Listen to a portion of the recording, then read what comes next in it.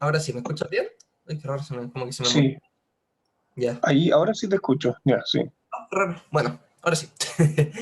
Los documentos que vamos a ver hoy día, vamos a ver el decreto 60, después el decreto 61 y después un par de documentos súper interesantes que son encargados por como lo correspondiente parece el Ministerio de Obras Públicas de Estados Unidos, respecto al terremoto del 2010 acá en Chile, porque nuestra norma, como está basada en el ACI, fue un laboratorio físico en tiempo real para ellos. Entonces ahí vinieron a investigar todas las cosas ver cómo se portó su norma acá en Chile.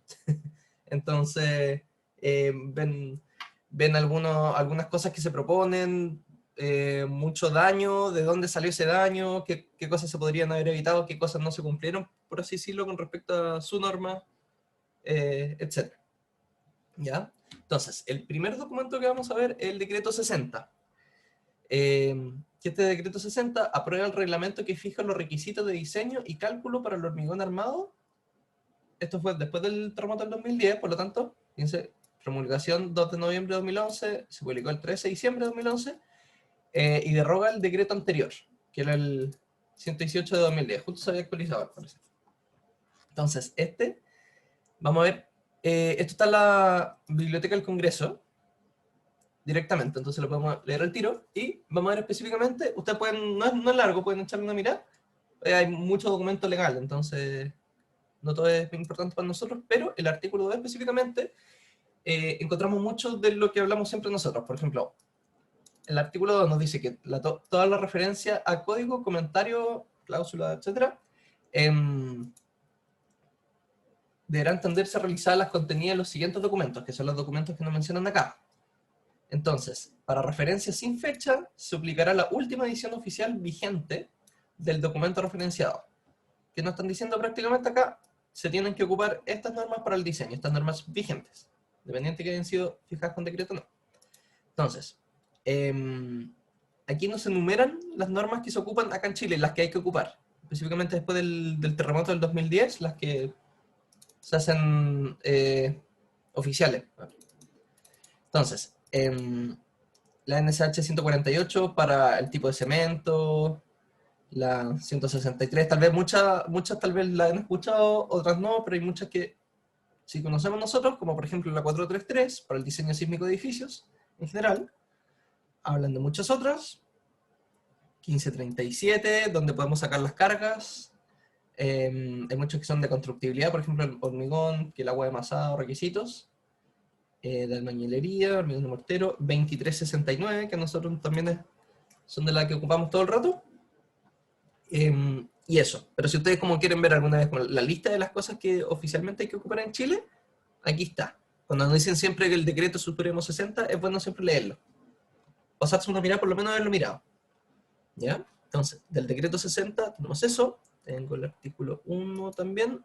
El artículo 1 me faltó.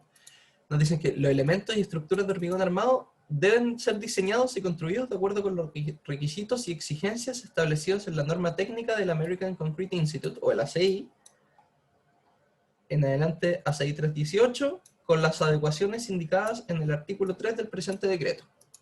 Entonces, que nos están diciendo que todos los elementos y estructuras de hormigón armado debemos diseñarlas de acuerdo con los requisitos y técnicas exigidas del ACI.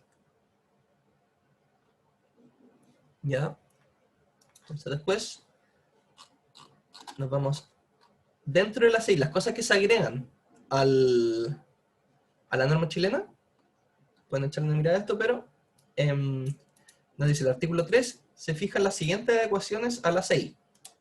Son los cambios que se le hacen a la ACI, por así decirlo, para que apliquen en el caso chileno. ¿Ya? Entonces los números de este artículo corresponden a las cláusulas de la ACI que se modifican. Hay algunas que se modifican, unas que se sacan y unas que se suman, etc. Entonces, aquí hay harto de lo que hemos hablado tanto, pero lo que nos importa es del capítulo 21, porque hablan de los materiales, del cemento, qué norma ocupar, aditivos, etc. No es cosa de este curso. Lo que sí nos importa mucho es del capítulo 29, déjenme ponerlo. El capítulo 21, aquí está. Lo que más nos importa a nosotros son disposiciones especiales para diseño sísmico, de lo que hemos estado estudiando este semestre. Entonces, hay mucho acá que hay cosas que no hemos visto, pero de las cosas que sí hemos visto nosotros, fíjense, nos ponen requisitos para el uso de muros estructurales en estructuras de hasta 5 pisos que hayan sido diseñadas utilizando un factor de reducción de respuesta R igual o menor a 4.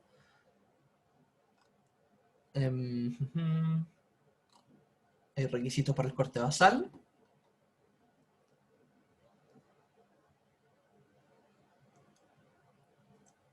Nos hablan del tipo de acero que hay que ocupar, los cuales se permiten. Empalmes mecánicos, esto no le importa tanto. Empalmes soldados, refuerzos transversales. Esto es importante. No sé si habían escuchado siempre que los estribos antes acá en Chile se ponían, como no era necesario confinar, ponían los estribos en 90 grados. ¿Habían escuchado eso, no? Sí, yo sí lo había escuchado. Es lo típico que cuando teníamos los estribos, los ponían así, uy, y así, como si estas fueran las barras. Barra, barra, barra. Tenían los estribos así. Y ahora con los requisitos nos dicen, los estribos y trabas suplementarias deben tener ambos extremos doblados a un ángulo mayor o igual que 135. Por lo tanto, con esto nos están diciendo que ahora el estribo que venía así tiene que después venir doblado así, para adentro, para efectivamente tomar la barra. Entonces, en los documentos que vamos a ver después, vamos a ver mucho daño que se produjo por esto, por los estribos no haber estado doblados, o por directamente no haber habido estribos. Pero para los casos en que había estribos y las barras se pandeaban, se puede ver que los estribos estaban doblados en 90 grados. Que eso obviamente puede ser un detalle, pero en la hora de construir esto encarece harto la enferradura y todo, porque doblar las barras es súper difícil. Entonces los gallos tienen que ocupar máquinas, ciertas máquinas para ir doblando y va aumentando las horas que se demoran en construir. Entonces, eso no importa tanto. Hablan también de los refuerzos que nosotros tenemos que ir ocupando. O sea, todos los muros resistentes a solicitaciones sísmicas se deben armar con al menos 2 capas de armadura, porque antes se podía poner una malla simple, ahora todos los muros resistentes a solicitaciones sísmicas tienen que tener doble malla. Nos hablan de la longitud del empalme, el refuerzo longitudinal, en los núcleos confinados, los límites que tal vez vieron ahora cuando vimos confinamiento, pero van introduciendo ciertos límites. Límites de respecto a las barras. Aquí, por ejemplo, esto también es bien importante, que nos dicen, para las secciones, aquí, para los muros sismoresistentes, el máximo valor de PU actuando en este muro, o sea, PU, las cargas mayoradas ya provenientes de la combinación, ya multiplicadas por los factores, el máximo valor de PU, o sea, la fuerza de compresión, actuando en la sección transversal, definidamente, debe ser menor o igual que 0,35 Fc'-Ag. O sea, Fc'-Ag es la resistencia total de la sección, ¿cierto? ¿Sí? ¿No? Sí, sí, sí, sí. El Fc'-Ag es la resistencia total, entonces con esto nos están diciendo, puedes ocupar, por así decirlo, solo un 35% de la sección en compresión, al tiro. Claro. Que eso no cumples, o sea, no se puede. Esto es como, siempre las normas van teniendo los comentarios acá, de por muchas cosas de dónde salen, las explican acá, o por qué las ponen, y aquí nos dicen que se impone este límite a la carga axial para asegurar una mínima capacidad de deformación plástica del muro. ¿Ya? Vamos a ver más adelante casos de esto, son bien interesantes. Nos hablan también de la sección de confinamiento del muro, o sea, la sección crítica. Esto, aquí pueden ver las curvaturas últimas, que es lo que fueron viendo antes con el profesor. Permiten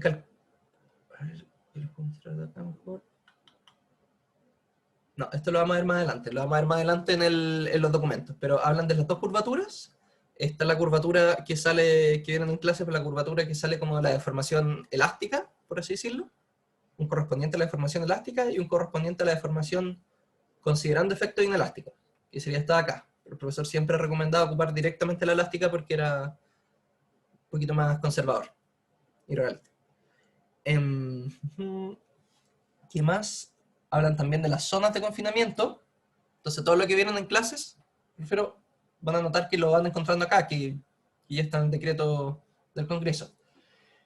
Nos hablan de la zona de compresión, de cómo se define la zona de compresión, que tiene que ser mayor o igual a el largo dividido en 600, vamos a ver de dónde salen estos números, por la deformación última, el último piso, dividido en la altura del muro.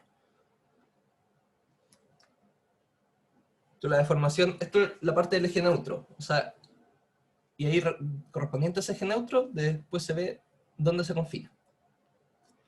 Elementos de borde, ¿qué más?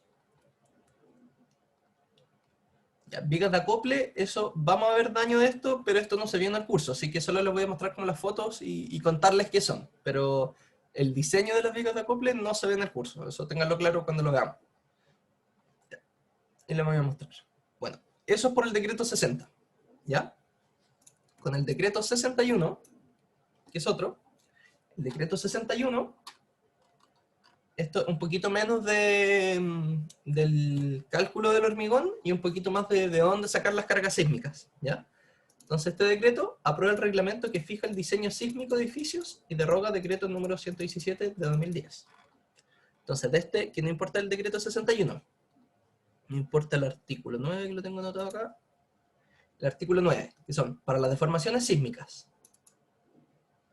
Para efecto del análisis estructural se deberá respetar la cláusula 5.9 de la norma 433 y, esto es más importante, sí, para efectos de diseño de estructuras de hormigón armado, el desplazamiento lateral de diseño del techo se debe considerar igual a la ordenada del espectro elástico de desplazamientos SDE, donde lo van a definir, para un 5% de amortiguamiento respecto al crítico, correspondiente al periodo de mayor masa traslacional en la dirección del análisis, multiplicado por un factor igual a 1.3.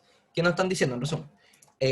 Cuando ocupemos hormigón armado, tenemos que considerar el amortiguamiento un 5% y sacar el desplazamiento de esta manera. ¿Ya? En que nuestro desplazamiento del tabú tiene que ser 1.3 veces el desplazamiento que nos salga del espectro elástico. Pero el espectro elástico evaluado en el periodo AG, que se refiere al periodo agrietado.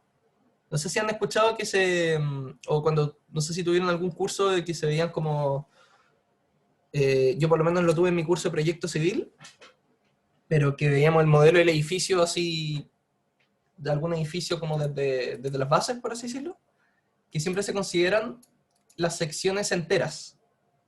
O sea, si tengo una viga de 70, una columna de 60 por 60, se considera toda la sección de 60 por 60 para la inercia. ¿Ya? En este caso nos dicen que TAG es el periodo de mayor masa traslacional, considerando en su cálculo la influencia del acero. O sea, ya no podemos directamente ocupar solo el hormigón, sino que además tenemos que poner la enferradura y además poner la pérdida de rigidez debido al agrietamiento del hormigón. Entonces, habría que calcular eso. Pero, ¿qué nos dicen? Si el periodo ha sido calculado con las secciones brutas, o sea, la típica inercia que sacamos siempre con toda la sección, y sin considerar el acero, el periodo de mayor masa traslacional en la dirección de análisis de la estructura se puede aproximar a 1.5 veces el calculado. Esto es útil. Entonces nosotros, prácticamente, con lo que se tenía antes, con que se calculaba el periodo con las secciones enteras, con las secciones brutas, podemos seguir ocupando ese periodo, pero multiplicándolo por 1.5. ¿Ya? Entonces, ¿a qué va esto? Si nosotros teníamos nuestra sección, si teníamos, disculpen dibujar así, pero si teníamos nuestra sección con, digamos, esta barra, nosotros para el cálculo de la sección bruta se considera toda la altura, todo el ancho, y nuestra inercia era BH cubo partido en 12, ¿cierto? ¿Sí? Sí. Cuando nos dicen considerar la sección agrietada, nosotros tendríamos que calcular Ahí hay ciertas maneras de hacerlo, pero hasta dónde se agrieta la sección, entonces tendremos que considerar esta altura y además considerar el efecto del acero. Esta altura de hormigón, digo, no de la sección total, y además considerar el efecto del acero. Eso obviamente mucho más pega que hacerlo directamente con la geometría, porque normalmente la geometría, nosotros como ingenieros, normalmente la geometría la tenemos desde el principio. Nosotros tenemos que ver la enferradura. Entonces, lo que es útil que nos dicen es que se puede seguir ocupando toda la sección, pero el periodo que nos dé, tenemos que transformarlo a 1.5 veces S. Entonces así podemos ocupar nuestro periodo agrietado, va a ser 1.5 veces el anterior. ¿Ya? Espérame, ¿puedes repetir eso? Nos dicen acá que el desplazamiento tenemos que sacarlo, se evalúa con 1.3 veces la ordenada del espectro elástico, el SD, evaluado en el TAG, o sea, el periodo agrietado. Ese periodo agrietado se tiene que calcular en vez de la sección bruta, como se ha hecho siempre, o sea, el periodo de la estructura, en vez de considerar las secciones brutas,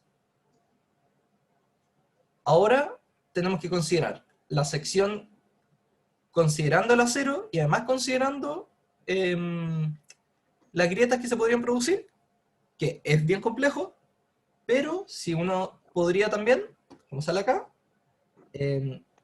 se puede considerar el periodo de mayor masa translacional, se puede aproximar a 1,5 veces el calculado sin considerar estos efectos. O sea, el que siempre teníamos, digamos que hicimos la estructura en risa, por así decirlo, de un marco, como el Sí. marco de su tarea, digamos que el periodo le dio un segundo. Para evaluar la deformación, tienen que evaluarla en el espectro, pero en vez de considerar un segundo, tiene que poner 1.5 veces un segundo. O sea, 1.5 segundos. Ya.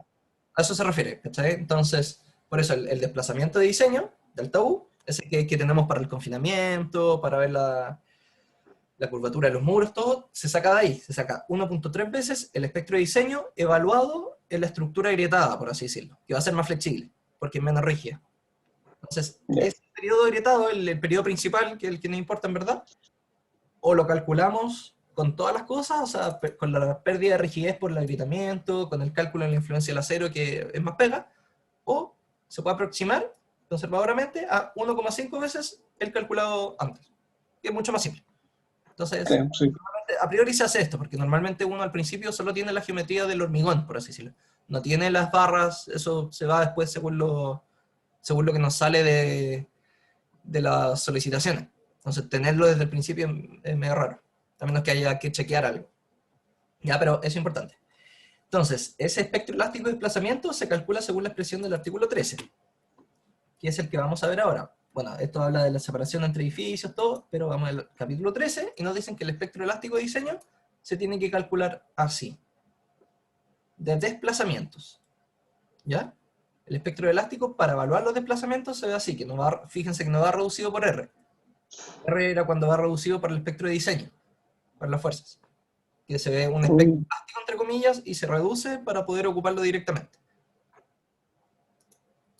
En el caso del espectro de diseño para desplazamientos, tenemos que ocupar esta ecuación, que es el periodo en el punto n en que estemos evaluando, al cuadrado, 4pi cuadrado, un factor alfa, a sub 0, cd. A sub 0 nos va a salir de lo mismo, pero aquí nos dicen las unidades que tiene esta ecuación, para que uno no tenga la duda. El espectro nos va a entregar la información en centímetros. Si es que A0 está expresada en centímetros por segundo cuadrado, los valores de CD se indican acá, dependen del tipo de suelo. Entonces, si tenemos un suelo tipo A, el CD para periodos menores a 0,23 es 1, para periodos entre 0,23 y 2,52 es esta expresión, y entre este es esta otra expresión. Todo esto para armar el espectro en Excel, ahí no lo vamos a hacer ahora, pero es bien simple hacerlo con funciones. Pero tenemos que saber que el espectro elástico de desplazamiento, el espectro de desplazamiento más bien dicho, requerido para evaluar el desplazamiento último, tiene que ser calculado de esta manera. ¿Ya? ya.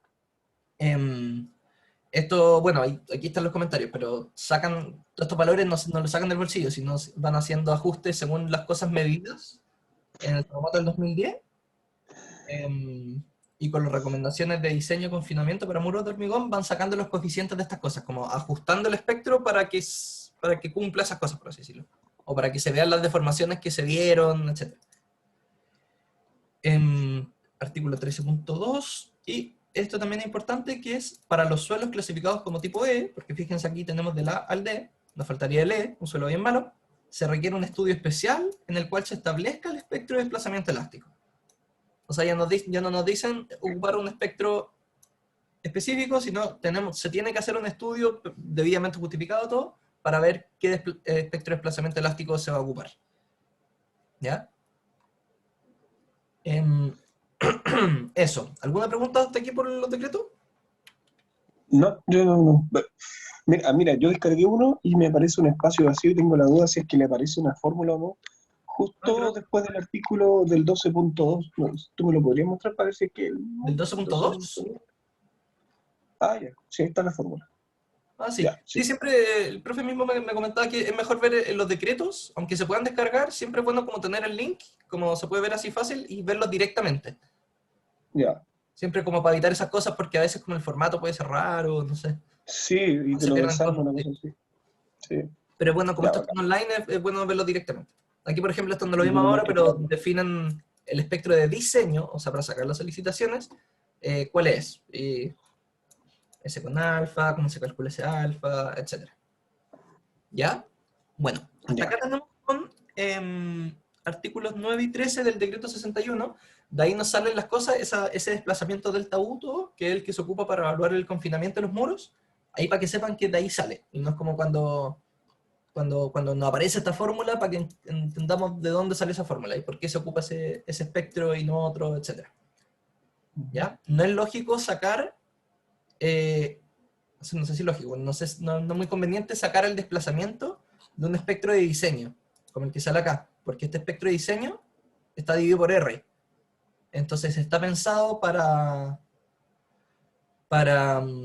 ver las solicitaciones reducidas dentro de la estructura. Entonces sacar el desplazamiento, que es algo que no va a ser reducido, sino que se va a producir nomás, no es muy conveniente sacarlo acá, incluso en algunos casos que multiplicaban el desplazamiento después por R, pero ahora, según el decreto, directamente se ocupa otro espectro, que es el que nos dicen acá el artículo 13, y se ocupa este directamente. ¿Ya? Ahora, ¿qué es lo que vamos a ver? Vamos a ver dos documentos que son bien interesantes, porque obviamente no los vamos a ver en detalle, yo les voy a ir comentando algunas cosas que a mí me parecieron interesantes cuando los leí, les recomiendo leerlos. Eh, sé que son largos, pero tampoco hay que leer absolutamente todo a fondo. Eh, pero es interesante ver por qué son del NIST, que este departamento, por lo que tengo entendido, se le encargó al Ministerio de Transportes, el Ministerio de Transportes, como el Ministerio de Obras Públicas, por así decirlo, de Estados Unidos, encargó a consultoras hacer comparación, ver los daños, por así decirlo, del terremoto acá en Chile, el 2010, compararlo con sus normas actuales, y hacer recomendaciones, ver de dónde los daños que se produjeron acá, ir viendo como forense, así como cómo se produjeron, qué cambios se podrían hacer a las normas de Estados Unidos, etc. Entonces son dos documentos que vamos a ver. El primero compara la norma estadounidense con la chilena y compara los requerimientos. Vamos a ver un par de capítulos. Entonces, el primer capítulo que vamos a ver es el capítulo 2. Ahí está. El Ese capítulo 2. el profe lo tiene en la, Esto si, en la- si es que no está en la bibliografía desde el inicio, ahora lo voy a poner después de la ayudantía, porque estos van a quedar ya, disponibles para ustedes. ya, gracias. ¿Ya? Están en inglés todo, pero son producidos en Estados Unidos, pero son muy buenos. O sea, a mí me gustaron harto ver porque hay muchas cosas que comentan. Es como un resumen de la práctica chilena, pero resumen en un documento profesional y súper oficial. Entonces, es bueno leerlo. Em, Ya, Hablan de la práctica chilena, por ejemplo, que los códigos que se ocupan en la 433 para ver esto de hormigón armado, por si no lo comenté, esto específicamente para hormigón armado. Em, dicen que la 433, de ahí se sacan las solicitaciones sísmicas, la Earthquake Resistant Design of Buildings, y la 430 se utiliza para el diseño y los requerimientos de análisis. La 430 es prácticamente una traducción de la CI 318. ¿Ya? Eso es lo importante. La 430 es prácticamente una traducción con las cosas que salen del decreto 60. El decreto 60 agrega ciertas cosas. O reemplaza, etcétera. Esas cosas que vimos. ¿Ya? Pero lo que hay en la NCH 430, más el decreto 60, está sacado casi todo del decreto del ACI, más la experiencia que hubo el 2010. Por eso se hicieron esos cambios. Porque antes era solo una traducción de algunas cosas del ACI, y con el decreto 60 se agregaron algunas cosas más. ¿Ya? A ver, estamos viendo todo. Van viendo las diferencias, por ejemplo. Aquí, a mí me gusta harto porque van resumiendo las diferencias, por ejemplo. Las diferencias entre el código estadounidense y el 433, como a la rápida, que en Chile se ocupan zonas sísmicas particulares al peligro sísmico en Chile. Se adoptan factores de sitios y formas espectrales que se parecen a las condiciones de los sismos que se producen en Chile, con nuestro tipo de sismos, es importante. Y se especifican los sistemas estructurales respecto a cómo se construye acá en Chile, que son distintos, y vamos a hablar también de eso. A ver, ¿qué es lo que más podemos ver acá?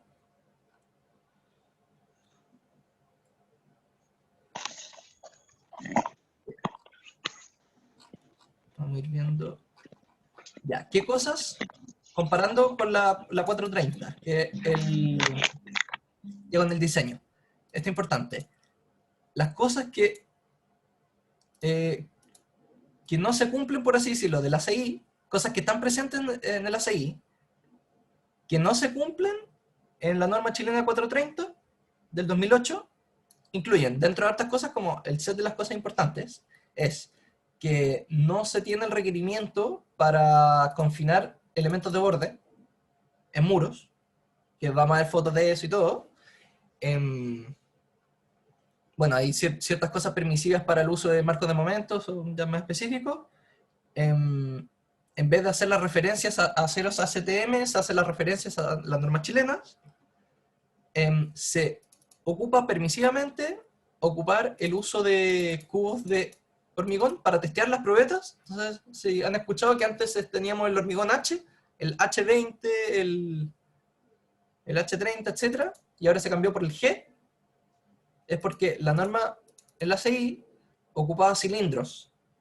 Se ocupan cilindros para las probetas y no cubos. Entonces, cuando se hizo ese cambio, ahora por eso se le cambió la nomenclatura para no hablar del mismo hormigón. Ahora se habla del hormigón G30, G20, etc. ¿Habían escuchado eso, cierto? Sí, yo lo había escuchado. Ah, ya. Si era siempre que se hablaba del H30, del H20, por ejemplo, que correspondía, no sé, a un hormigón del H25, digo, correspondía a un hormigón de 20 megapascales, etc. O sea, de 200 kilos fuerza, y así. Sí, era Ahora, como un programa. claro. Ahora es como más directo.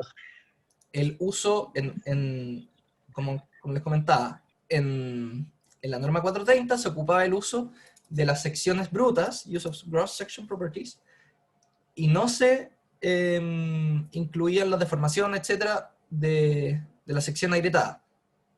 Eso, en el ACI sí se habla de ocupar las cosas con la sección agrietada, etcétera, y en Chile se hacía directamente con la sección bruta. Entonces, eso que vimos del decreto 61, eso recién del periodo agrietado, ahí se agrega, por ejemplo. Eso no, y ya, eso no. Ya, ¿qué más? Ya, hablan de, bueno, les recomiendo leerlo, pero hablan de por qué vienen las diferencias de cómo se construye en Estados Unidos con respecto a Chile, hablando, por ejemplo, de que el costo de la construcción acá en Chile es muchísimo menor que en Estados Unidos. Entonces, de ahí vienen muchas diferencias de lo que vamos a ir ver directamente. Otra cosa que dicen que los ingenieros estructurales en Chile normalmente son empleados por el proyecto mismo. por la constructora que va a hacer el edificio, lo que sea, o el mandante, por así decirlo. Si no. En cambio, en Estados Unidos normalmente trabajan junto a los arquitectos. Los arquitectos diseñan y como subconsultores de los arquitectos está el proyecto ingenieril atrás. Entonces, eso también hace ciertos cambios. Pero hay que saber que la configuración de edificio típico que hubo en Chile se comportó muy bien, con algunas excepciones, pero en general funcionó súper bien. Por eso también vinieron a ver al tiro para ver los daños y para ver las cosas que funcionaron bien y ver por qué funcionaron también. Entonces, por ejemplo, hablan de, no podemos ver todo en detalle porque no hay mucho tiempo, pero ver unas fotos, por ejemplo, del Costanera Center, de Hormigón Armado, otros típicos edificios que hay en Viña del Mar, hablan de la típica configuración de edificios chilenos. No sé si han visto estos los típicos planos, pero los edificios son prácticamente siempre así. Que si tiene una caja de ascensor, aquí se pueden tener las cajas de escalera, y los muros. Muro, mil muros. Que normalmente los muros sirven no solo muros estructurales, sino que además sirven para separar espacios y departamentos. Por ejemplo, que acá probablemente se tiene un departamento, entre acá, toda esta zona. Entonces se ocupa al tiro muro para dividir entre este departamento. Se entra por acá, entre esto que se puede tener acá, departamento acá, probablemente departamento acá y departamento acá. Probablemente. ¿Ya? Es como, esta es la típica sección, por así decirlo, en planta de un edificio chileno, y también la elevación. También es súper simple así. Con muros presentes acá y vigas de acople. Que esas son las vigas de acople que no se vieron acá, pero que imagínense, en un sismo potente, que se tenga que transmitir toda la carga de un lado a otro, las vigas son las que transmiten todo. Entonces, estas vigas sufren harto y vamos a ver daño que hubo en esas. Y eso, para que se sepa, se diseñan especialmente de manera dúctil, igual que, como que las zonas confinadas, pero eso no lo vimos en el curso.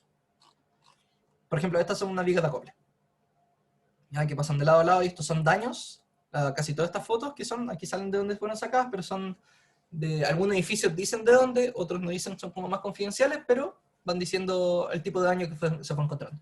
Y miren lo poco armada de esa viga de acople. O sea, tenía un par, dos, tres barras acá abajo y estribos separados súper altos. Oye, y eso está como justo en el marco de una puerta, una cosa así parece, ¿no? Pero no pasa eso, porque fíjate acá, ¿cachai? Normalmente tú tenías el departamento acá, a ver, ¿dónde lo podemos ver? Una viga de acople, por ejemplo, se podría producir ahí,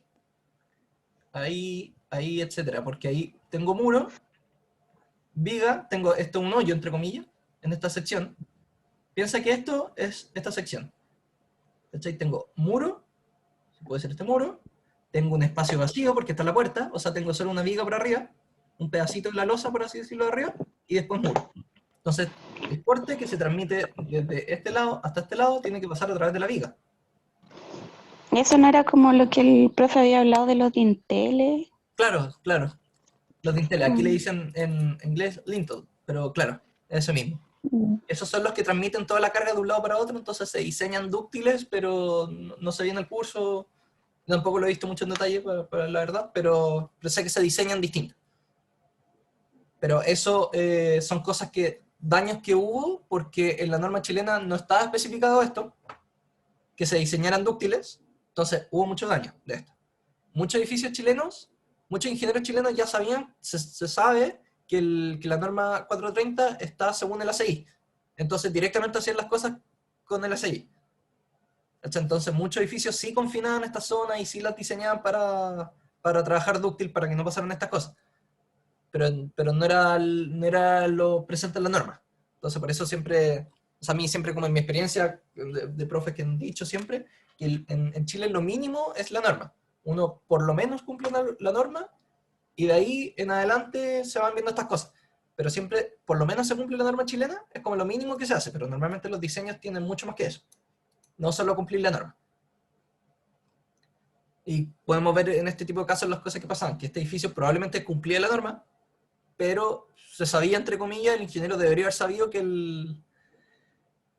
la norma chilena venía del ACI, y en la ACI se ponían estos requisitos por algo, no porque sí. Entonces, por eso se fueron agregando ese tipo de cuestiones ahora a la norma chilena, y por eso se van actualizando las normas, etc. ¿Ya? Hablan también, miren, acá de un marco, de un muro de corte, una falla gigante. Miren la cantidad de ferradura que tenía.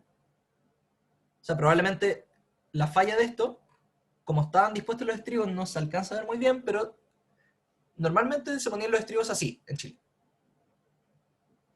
Aquí se tomaba los estribos, se tomaba la barra de ahí, y como no alcanzaba el estribo, se tomaba la barra de ahí, y listo. El tema es que si esta barra quiere pandear para allá, tiene que flectar esa barra y fácilmente la va a hacer, la va a flectar.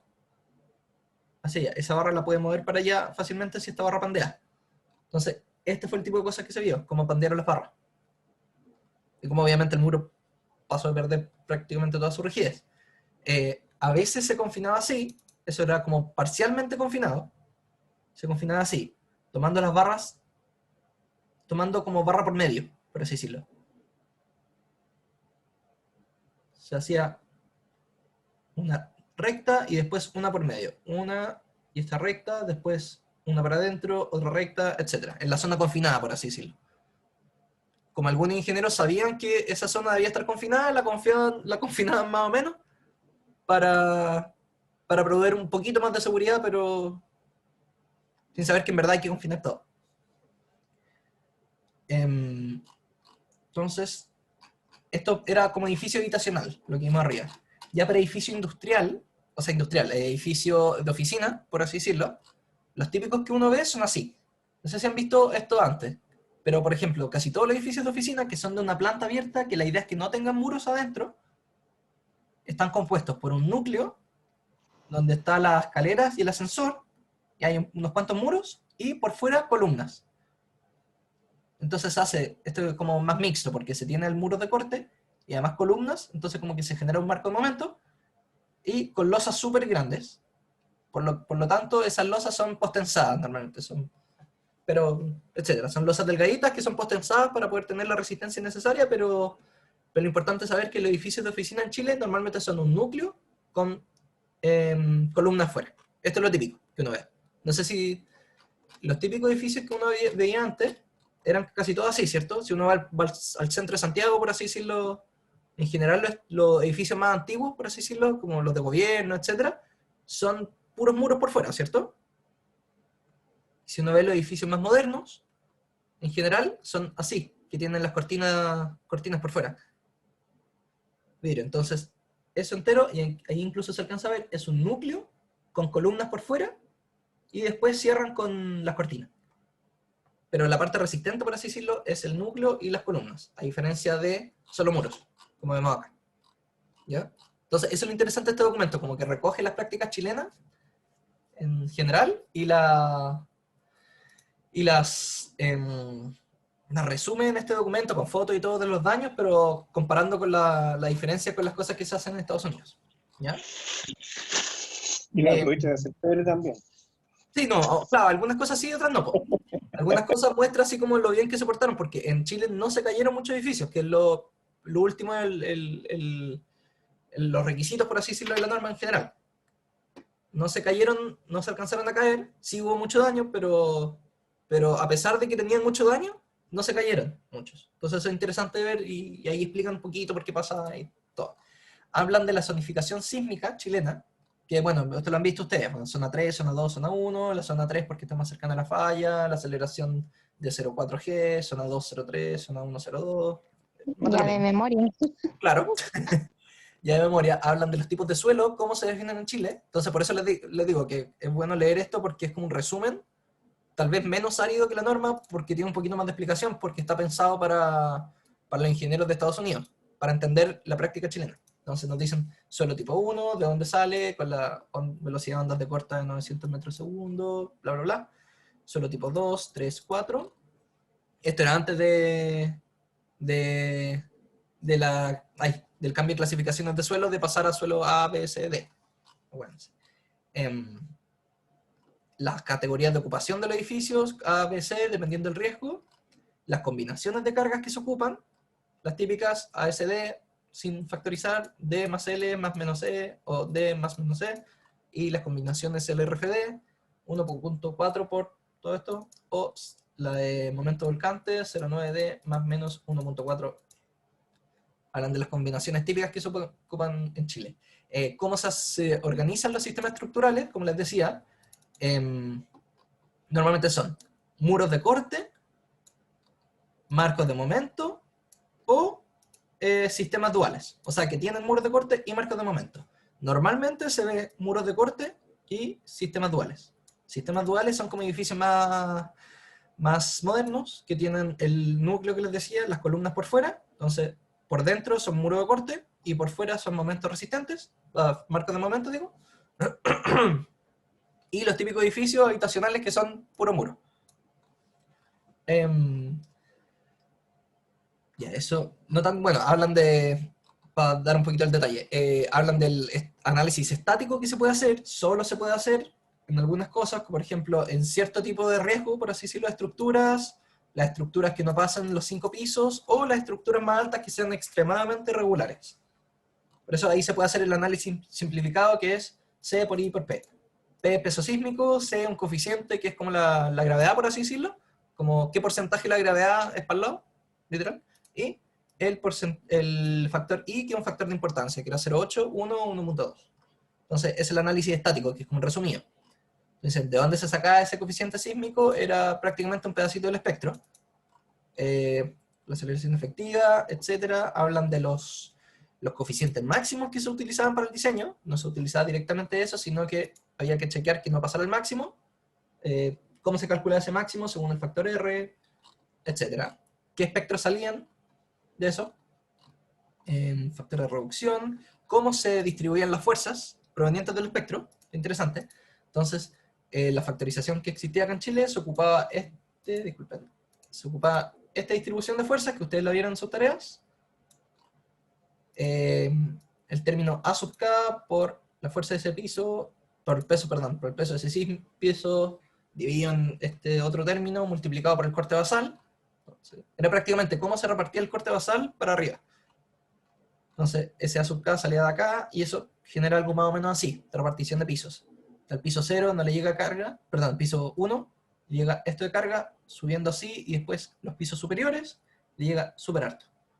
Entonces se reparte más o menos así la carga. Esto pensando en que sea parecido a un primer modo. Esto para el análisis estático. Después para el análisis modal espectral se podía hacer directamente con estas cosas, que es el que más se ocupa, con el espectro que han visto antes, cómo se calculaba ese espectro, cómo se calculaba el R efectivo, qué espectros salían de esto. Esto estoy pasando más rápido porque es algo más que hemos visto, como para mencionarlo, ¿no? Los tipos de espectro que se generan según esas cosas, para suelo tipo 1, 2, 3, 4, por eso me gusta este documento, porque es como un resumen de hartas cosas. El coeficiente de modificación de respuesta R según los periodos, cuál vendría siendo para distintos tipos de suelo. Eso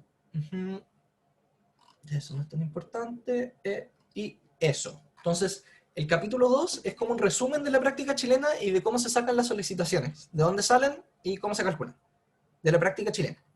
¿Ya?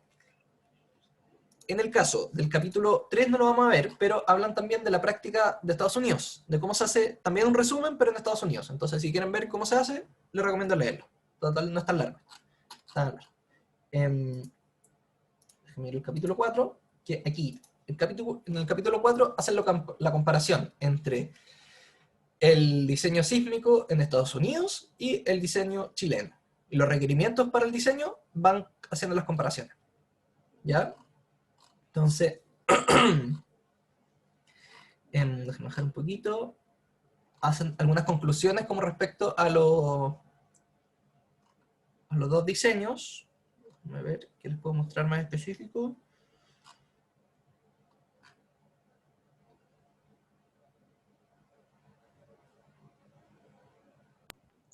Oye, Felipe, pero ¿Sí? en términos generales, ¿qué tal anda nuestra forma, nuestra ingeniería en construcción versus la de los gringos? O ¿Andamos sea, bien o andamos muy mal? por lo que yo sé, en general, súper bien, porque las cosas se portaron muy, muy bien, en general. Pero en los casos que hubo daño, como aquí vamos a ver ahora, en los casos que hubo daño, son por... Aquí explican un poquito de dónde podrían haber salido esos daños, pero son por cosas que estaban en la norma estadounidense que no se cumplieron acá. Que no Ya, se agregaron a la norma porque en su minuto había habido tan buena experiencia con los sismos en Chile que dijeron, chuta, no es necesario. Este tipo de cosas, pero se ve que sí. Entonces, muchos edificios ya habían sido diseñados con esos requisitos, entonces por eso no tuvieron tanto daño. Pero, Oye, y lo otro, ¿sí? no, disculpa, continúa, No, continúa. dime nomás, dime. Es que te iba a preguntar porque al principio dijiste que acá era más barato construir que allá, que en Estados Unidos. Sí. ¿Y qué es lo que hace subir tanto el costo de la construcción allá? Yo pensé que allá era al revés, en verdad. Yo pensé que acá No, era no. más caro y allá más Allá, barato. ¿qué pasa en verdad? O sea, esto es lo que sé nomás, pero es como ya más extra. Pero en general, de los países desarrollados, el costo de la mano de obra es notablemente más caro. En general. Mm, O sea, por los sueldos mínimos, por todo el tema de oferta-demanda de trabajo, etcétera. También por los mismos proyectos que se hacen. mm, Entonces, en Chile obviamente no es tan barata con comparación, no sé, para otros países como, podemos decir, no sé, Perú, Bolivia, etcétera, países como cercanos a nosotros, pero sigue ujú. siendo notablemente más barata que en Estados Unidos, y por lo tanto, y hablando un poquito aquí de eso, cambian los sistemas estructurales. Acá en Chile se ocupa mucha redundancia, o sea, mucho muro, por así decirlo. Se ocupa el muro, pensar que es un elemento estructural que es súper complejo de hacer. Se ocupa el muro para separar departamentos, para separar como por daño de fuego, etc. En cambio, en Estados Unidos, como no tienen, como les saldría carísimo hacer tanto muro, se preocupan más de hacer elementos más grandes, menos elementos, pero mucho más resistentes. Entonces, por ejemplo, un edificio, creo que por aquí hay unas fotos, pero en vez de ser puros muros, un par de muros y unas cuantas columnas bien grandes. Y el resto es puro tabique. Así, cosas baratas de poner y simple. Entonces, por eso es distinto, se ha ido produciendo distinto la práctica en Chile y en Estados Unidos. Pero Ya. eso más que nada. Mm, Pero aquí, por ejemplo, hablan de las cosas, eh, dicen, hay mejoras específicas que tal vez podrían haber tenido un impacto en el desempeño de las estructuras chilenas. Eran, por ejemplo, lo que les comentaba, el requerimiento de que los muros, la zona, los elementos de borde de los muros de corte sean confinados y las zonas de rótulas plásticas, Plastic Hinge Region, el requerimiento para que se diseñan dúctiles, las vigas de acople, los dinteles, eso, y cierto uso de algunos edificios que eran súper irregulares, que no se debería haber hecho así. No estaban esas limitaciones, si estaban las ahí, no estaban en la norma chilena, por lo tanto se hicieron y no se comportaron muy bien. Entonces aquí una tabla resumen también de los tipos de cómo se compara la norma chilena a la gringa, a la Estados Unidos digo, perdón. Las zonas, acá en Chile se definen zonas sísmicas, en cambio ya se definen zonas de peligro sísmico, etcétera. Como no sé si se acuerdan de cuando hicieron su tarea que se definían los espectros ASCE, que es eso de ahí. Eso, pero si se fijan, las categorías de ocupación son casi iguales. A, B, C, D, 1, 2, 3, 4, es prácticamente igual. Van al revés, eso sí. La 1 es como la D, la 2 como la C, 3, etcétera. Los tipos de suelo, que ahora pasamos nosotros a ocupar A, B, C, D, E, en vez de 1, 2, 3, 4. Las combinaciones de carga ya son harto más complejas, requieren también un término que RO, que habla de la redundancia, como qué tanta redundancia hay en la estructura, etcétera. Bueno, la carga nieve, bla. Para parámetros de diseño, en Chile normalmente se ocupa solo un R, pero allá se ocupa además del R, como que nuestro R tiene todos estos efectos resumidos, por así decirlo, pero allá se hace la distinción de esas cosas que vieron al principio, que está el R, el C sub D y el omega 0. ¿Ya? Pero hablan de dónde sale, o sea, toman los tres términos, y ocupan los tres términos y hacen la diferencia, en vez de solo ocupar un R. Los límites para el desplazamiento de techo, que acá es 0,002H, tal vez les suena, y ahí dependiendo del tipo de sistema estructural y el sistema y la categoría de riesgo, etc. Cómo se calcula el corte basal, que ecuación prácticamente, son distintas pero igual son normalmente súper parecidas.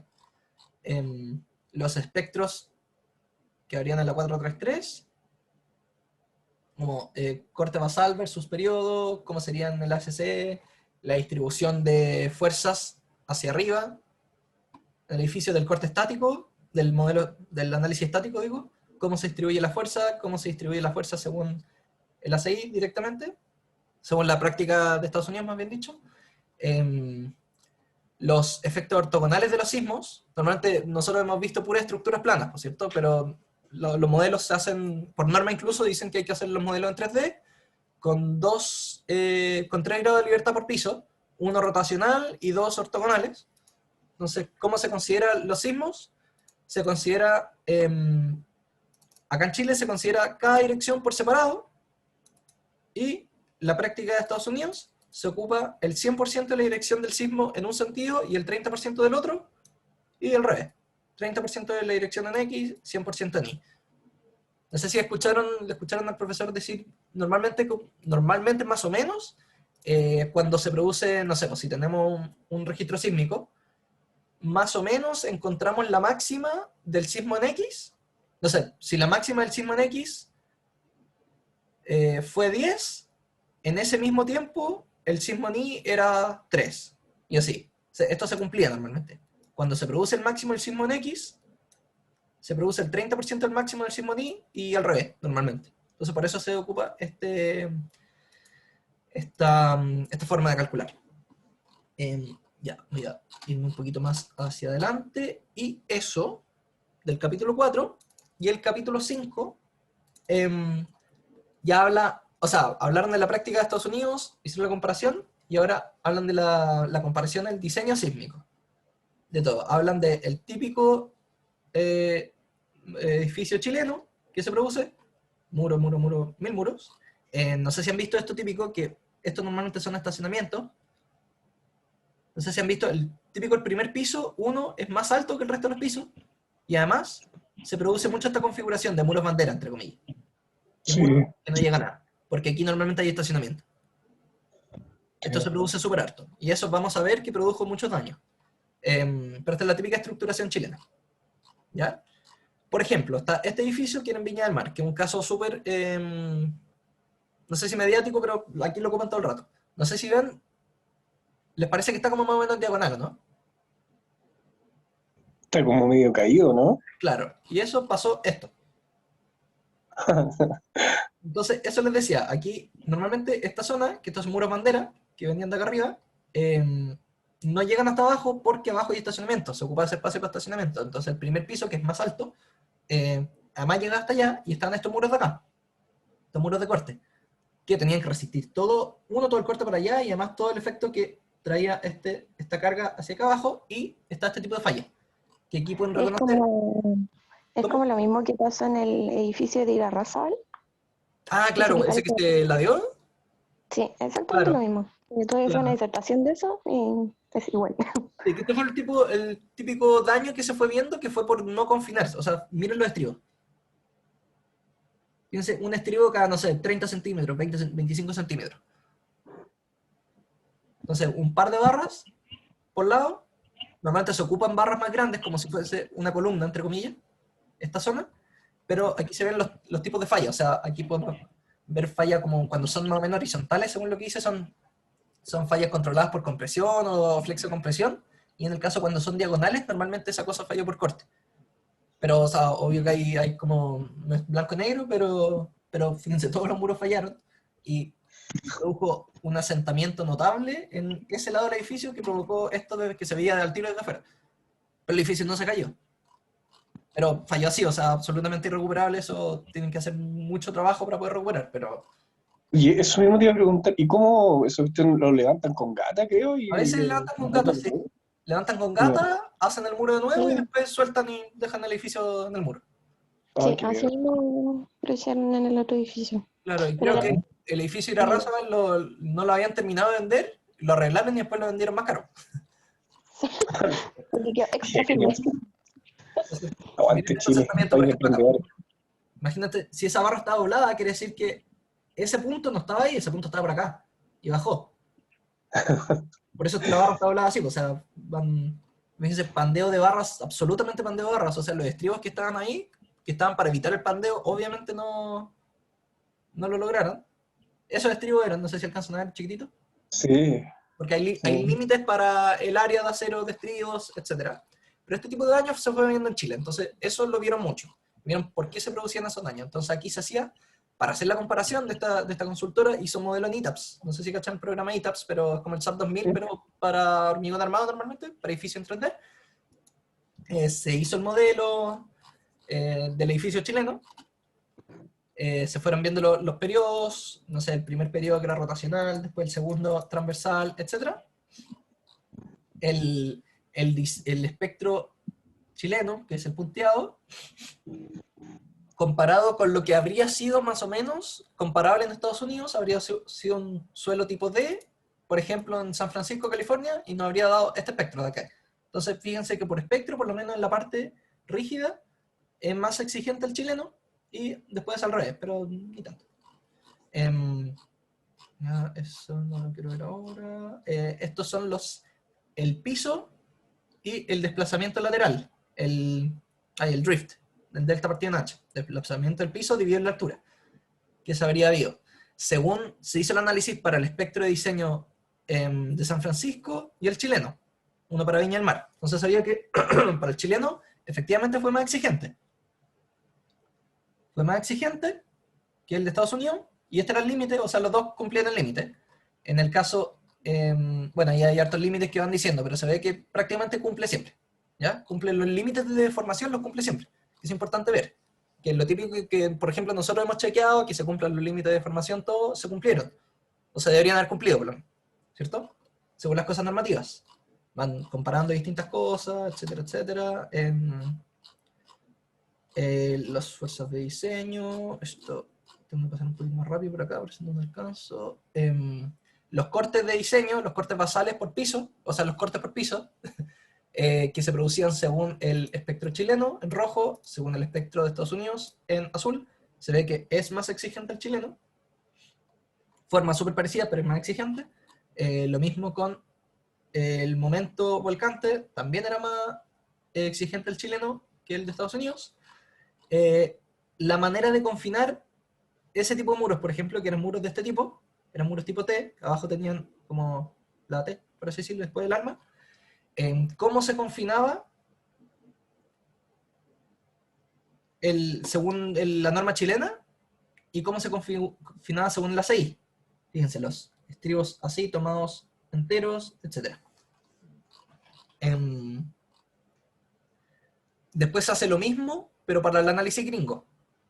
¿Ya? Se hacen, no sé si alcanza a ver muy bien, pero el análisis de Estados Unidos con mucho menos muro. Incluso comentan ahí que era como un poco más muro de lo necesario. Normalmente se optimiza eso y después se hacen menos muros todavía. Porque en Chile normalmente se ocupa que como que se quiere que haya harto muro, como porque ha funcionado súper bien. Entonces normalmente se pone un 1% de muro correspondiente a la planta. O sea, si tenía un área de planta de, por decir algo, 100 metros cuadrados, se ponía 1 metro cuadrado de muro. Eso era como la regla de la mano derecha, por así decirlo, para los ingenieros chilenos, que lo comentan por ahí. Yo lo he escuchado un par de veces también. Bueno, el edificio de Estados Unidos, ¿cómo habría sido el modelo? Hace un modelo como más o menos de estudio, van comparando ambos, etcétera, etcétera, etcétera. Van comparando, esto es importante, van comparando los drift del centro de masa del edificio y de una esquina del edificio. Entonces van viendo que si es más grande, si se deforma más en una esquina que en el centro de masa, quiere decir que esta cosa giraba. Esta cosa no era, si se acuerdan, el primer modo era rotacional. La cosa se torcía, no directamente se desplazaba hacia un lado hacia otro. Entonces pasaban este tipo de irregularidades que son efectos torsionales que son súper, súper dañinos. Eso, y aquí al final, tengo que pasar un poquito más rápido por acá, pero ponen las conclusiones que se hicieron respecto a la práctica de Estados Unidos y la práctica chilena. ¿Qué dicen? Bueno, cosas que se consideran las secciones gruesas, en Estados Unidos se consideran las secciones efectivas, o sea, reducidas por lo del agrietamiento, etc. Límites para el drift, ¿qué más?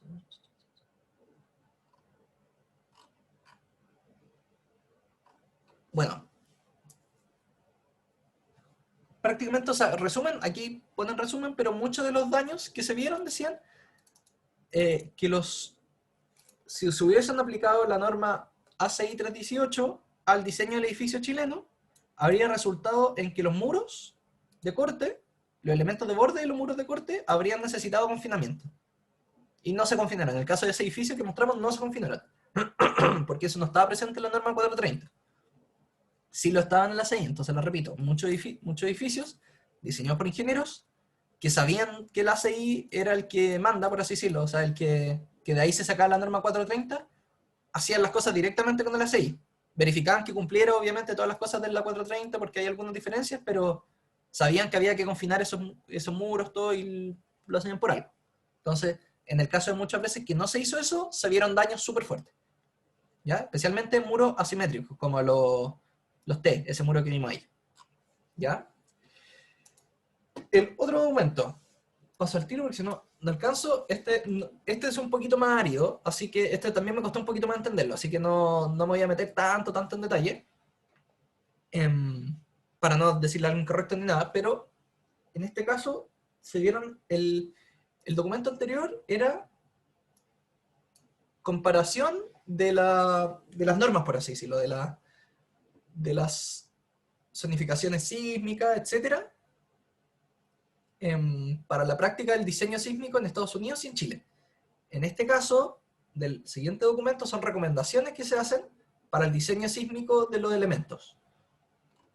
Basadas en los daños que hubo el 2010 acá en Chile, esta consultora hace recomendaciones para actualizar las normas de Estados Unidos según las cosas que se vieron, porque fue prácticamente poner en práctica un laboratorio a escala real, las normas de Estados Unidos, acá en Chile, ver los daños que se produjeron, por qué se produjeron esos daños, y hacer recomendaciones para actualizar las normas de Estados Unidos.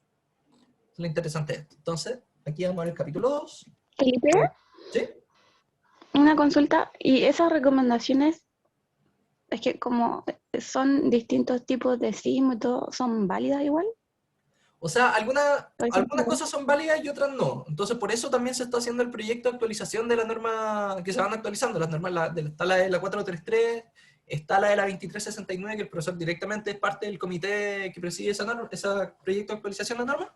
Por eso, o sea, viene bien, sí, cuando el profesor les comenta esas cosas, viene súper cerca. no, sí, pero me refiero en el sentido de que ponte tú esto es que Estados Unidos vino a investigar en Chile y que quiere actualizar sus normas dependiendo de lo que pasó acá en Chile. Por eso preguntaba, porque como Algunas son cosas, distintos. claro, porque los sismos no son exactamente iguales. Ujú. Los sismos son súper distintos. Entonces, algunos elementos dúctiles, ahí tienen que saber los ingenieros, por eso son recomendaciones y no necesariamente llegan y actualizan la norma con eso. ¿Qué cosas se aplicarían para el diseño sísmico chileno y cuáles no? O sea, ¿qué cosas les conviene actualizar y cuáles no? Entonces, aquí incluso Ah, ya. en este documento, digo, se hacen como resumen de ciertas cosas y esta consultora hace recomendaciones, sabiendo eso, o sea, porque obviamente la consultora son puros ingenieros, hace las recomendaciones sabiendo eso, o sea, diciendo, por ejemplo, la rótula plástica podría ponerse esta ecuación en vez de esto porque es un poquito más conservadora y se vio que la ecuación que teníamos antes, que en Chile se ocupó esa misma en Chile y O no sea, funcionó muy como bien. que saca lo más relevante, o sea, lo que a ellos Claro, les sirve en verdad. claro. Ay, Es interesante leerlo porque es un estudio súper completo y súper profesional, resumido en un documento técnico y todo, pero que igual podemos leerlo. Nosotros no somos ingenieros que llevemos años trabajando en el tema, entonces, pero ya podemos leer esta cosa y podemos entender la mayoría de las cosas. Obviamente, siempre en ingeniería hay cosas que se le escapan a uno, por eso uno se tiene que ir constantemente actualizando, pero, pero tienen que saber que ya podemos ver muchas de estas cosas y muchas de estas cosas las vieron. O sea, como vimos acá, muchas de esas cosas de la zonificación sísmica, de cómo salen los esfuerzos, todas esas cosas, los límites de confinamiento, los vimos. Y se ven. Obviamente después se ponen en práctica, trabajando todos los que se dedican a esto, pero ahí podemos ver de dónde salen. ¿Ya?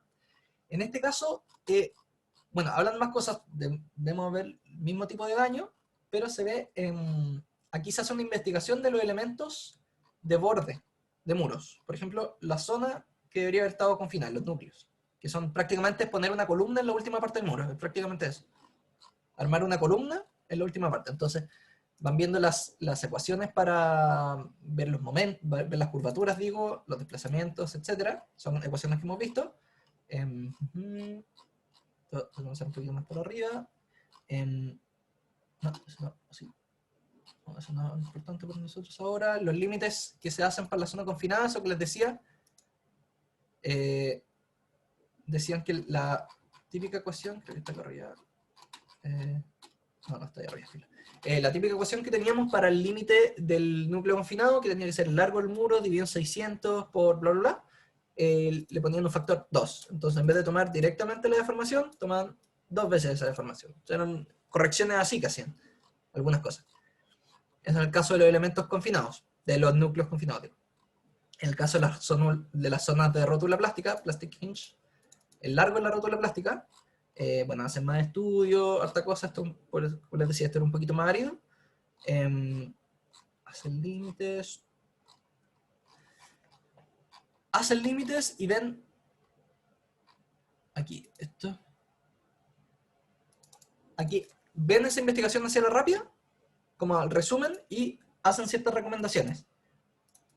Dicen como algunos requerimientos de diseño que podrían ser considerados son este tipo. Entonces, por ejemplo, le decían para muros que estén controlados por tracción, ocupar rótula plástica igual a este largo, bla, bla, bla. O ocupan más cosas. O sea, dicen, se pueden aumentar el ancho de los muros en caso de, para mejorar la estabilidad lateral, en muros con mucha carga de compresión, cosas, daño, tipo de daño que se vio acá en Chile, etc. En el caso de pandeo de barras longitudinales en los elementos de núcleos confinados, o sea, el típico daño que vimos nosotros acá arriba, en el otro elemento, que cuando las barras se pandeaban, muestran cómo se investigó eso, o sea, cuál fue el approach que se ocupó, los resultados que se tuvieron, el tipo de muro, o sea, este muro tipo T, si se fijan acá, eso demarca que vienen las alas para acá y para allá.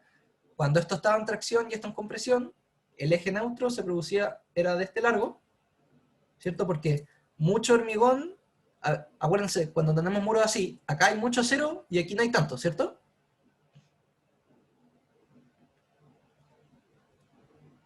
¿Sí? ¿No? Sí, sí, sí. ¿Sí? Aquí en esta zona, fíjense, esta zona es son las alas del muro. Piensen, esto es un muro para allá. Entonces, aquí hay mucho, mucho acero y aquí está solo eso de esa zona, ¿cierto? Entonces, este acero tiene que corresponder con todo ese acero allá. Entonces, por lo tanto, el eje neutro se da súper largo. Pero en el caso de acá, entonces toda esta zona se confina, perdón, se comprime. Por lo tanto, la deformación acá, en esta zona, probablemente es súper, súper alta. ¿Ya? En cambio, de cuando el sismo va para el otro lado, entonces cuando la deformación es para allá, muy poquito acero, hay harto acero, digo, perdón, hay poco acero, que se deforma súper harto, normalmente, en comparación a todo este acero de acá, porque aquí hay mucho acero, mucho hormigón. Aquí, acuérdense, este muro está para allá. Entonces, con el eje neutro avanzando para allá, se alcanza al tiro, por así decirlo, la fuerza de compresión necesaria. Entonces, el eje neutro da chiquitito. Entonces, aquí la deformación del acero en tracción es súper, súper alta, pero no es tan importante porque es acero. Mientras no se corte la barra, no importa. Y aquí no se deforma tanto, por lo tanto, la deformación acá de este núcleo no es tanta. Por lo tanto, el que más sufre es este de acá, que es lo que han visto en clase ustedes. Y el profesor también creo que hace una clase de un muro, entre comillas, así, y ven detalle eso. Pero se hacen como un resumen de lo que se estudió para esos casos. Aquí en esta parte se hacen potenciales cambios que se podrían hacer en la CI 318 para estos requerimientos. Dicen, por ejemplo, que el área de los estribos, el área de estribos ASH, que cumpla la ecuación esta y esta otra ecuación al mismo tiempo en vez de solo una, por decir algo. O sea, son ese tipo de cambios, están diciendo como cambios súper específicos. Requerimientos para el espaciamiento horizontal de estribos, que parece que no estaban, aquí dicen se podrían agregar y bla, bla, bla, esto. Para el área de estribos, esto también ya es más específico. Esto, bueno, hablan de configuración de estribos, cómo se podrían configuración de estribos. O sea, para el ACI 318, el que estaba actualmente, cuando se hizo este estudio, no sé, pues que un muro, por ejemplo, de ese tamaño, con esa geometría, habría quedado con esta configuración, y dicen que según proponiendo las cosas que se hacen acá, los cambios, quedaría así. Entonces un puro estribo más barra y cosas así, por ejemplo. Pero ese tipo de cambios ven. Y que de muros de cierto tamaño para abajo, habría que hacer cambios, y de cierto tamaño para arriba quedarían iguales. Entonces, para que no queden muchos elementos fuera de norma. Recomendaciones que se hacen, también aquí, de nuevo, más específico, pero se hacen recomendaciones respecto a largos de rótula plástica, cosas de ese tipo, digo. Y ya, eso de ese capítulo, del capítulo 4, esto habla de irregularidades en el edificio, en los edificios y el tipo de daños que se vio. Entonces se vio mucho de esto. Como les mostré, el típico edificio chileno tenía muro, viga de acople, muro, pero en los pisos de abajo normalmente eran continuos. Entonces, en esa zona había una concentración de tensiones súper, súper grande, y ahí normalmente, y se producían daños de este tipo. Entonces se producían daños así. Esta zona de acá correspondía a esta zona, eso azul de ahí. Entonces, arriba de esto estaba vacío y habían puras vigas de acople. Entonces, en ese punto se producen concentraciones de tensiones tan grandes que hicieron fallar a los elementos. Hicieron un falla tipo cruz. O sea, entonces aquí muestran las zonas con daño crítico, que son las zonas rojas, las zonas con daño leve, las verdes, y las zonas con daño moderado, azul. Y ciertos requisitos que podrían haber para mejorar ese tipo de cosas, pero el mismo tipo de daños que se producían las irregularidades. Por ejemplo, se tenía este muro acá, que pasaba este muro, entonces prácticamente toda la carga que venía acá tiene que pasar por ese punto, por así decirlo. Entonces por eso se producen concentraciones de tensiones tan grandes ahí. Mira el tipo de daño que ocurrió, lo mismo este tipo de irregularidades.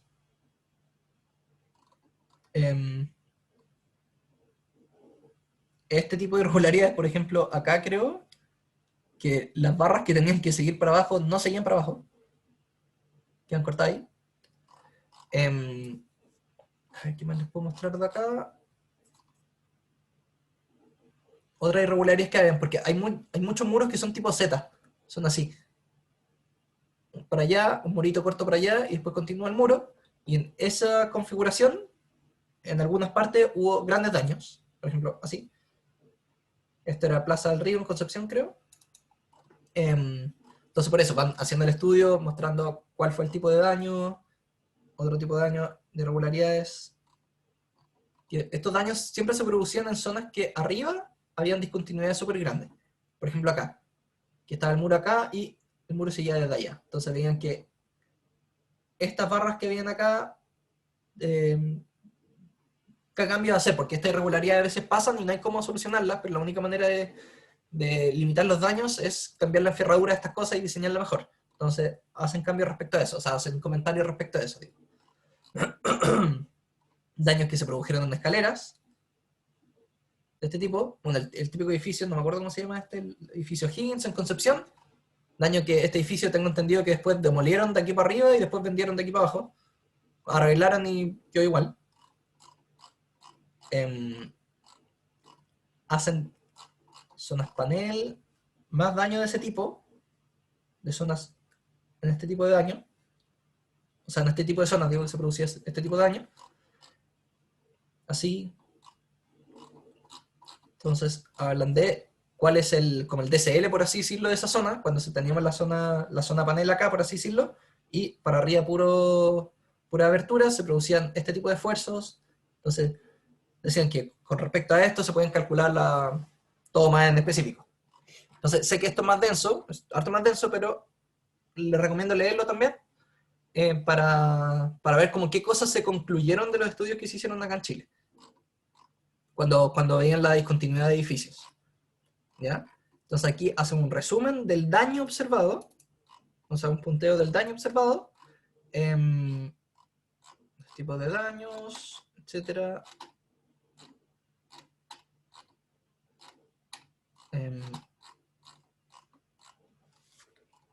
Esto también lo voy a pasar por encima, que no están... Ya, y disculpen que pase por aquí rápido, que no están, si no alcanzo a mostrarles. Y ya, para mostrarles del último capítulo cortito, aquí el capítulo 6 hacen el resumen de todas las cosas que se encontraron y las cosas que se recomiendan. De todo esto, que es obviamente harto más denso, entonces, pero por lo menos uno puede leer esto y qué cosas se resumieron y qué cosas se recomiendan para la serie para actualizar. Entonces, de nuevo, los cambios que se fueron haciendo en la norma de Estados Unidos, que no se hicieron acá en Chile, por ejemplo, era el requerimiento de confinamiento, el detallamiento dúctil de las vigas de acople, ciertos sistemas irregulares que no se deberían poder ocupar, como los que mostré recién. ¿Qué se encontró respecto a los elementos de muros, elementos de borde de muros? ¿Qué cosas se encontraron? ¿Qué cosas se recomiendan? Cambios de zona de rótula plástica, eje neutro, espesor de muros, etc. Ese tipo de recomendaciones. El caso de pandeo de muros, ¿qué se encontró? ¿Qué se recomienda? En el caso de la configuración estructural del edificio, ¿qué se encontró? Este tipo de cosas, hay harto tipo de cuestiones. ¿Qué se recomienda para cada tipo de discontinuidad, por así decirlo? Y de los sistemas analíticos que se hicieron, de nuevo, ¿qué se encontró y qué se recomienda para el análisis? Ya cuando se hacen análisis analíticos súper específicos. ¿Ya? ¿Y qué cosas se pueden seguir estudiando a partir de esto? Entonces, eso es todo por hoy día. De nuevo, les recomiendo, como les digo, este es un poquito más, yo encuentro que es más entendible, este de acá.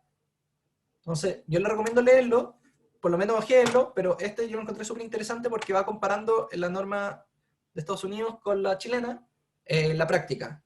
Después aquí ya habla súper específico del daño, las reconfiguraciones que hubo y qué cosas, según el daño que hubo acá en Chile, qué cosas se recomienda allá. Y eso ya yo encuentro que es harto más específico y más difícil de digerir, pero igual es bueno leerlo, para estudiar.